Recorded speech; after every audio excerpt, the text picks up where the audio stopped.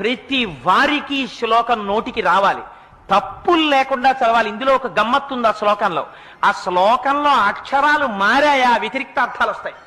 అందుకని తప్పులు చదవకుండా చక్కగా చదవడం నేర్చుకుని చిన్న చిన్న పిల్లల దగ్గర నుంచి అలవాటు చెయ్యండి. స్నానం చెయ్యగానే ఒక్కసారి అమ్మవారి దగ్గరికి వెళ్ళి ఆ కట్టుకున్న తువ్వాలతోటో అందులో బాలల భక్తికి అమ్మవారు పొంగిపోతుంది.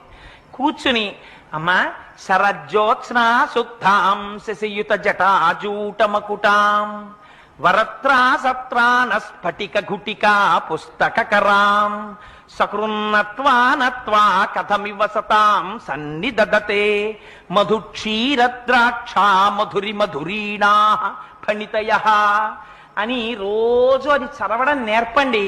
మీరు 1,00,00,000 రూపాయలు ఇచ్చినప్పుడు మీ మనవణ్ణి రక్షించుకున్న కన్నా ఈ ఒక్క శ్లోకాన్ని మీ మనవడికి మీరు నేర్పారా?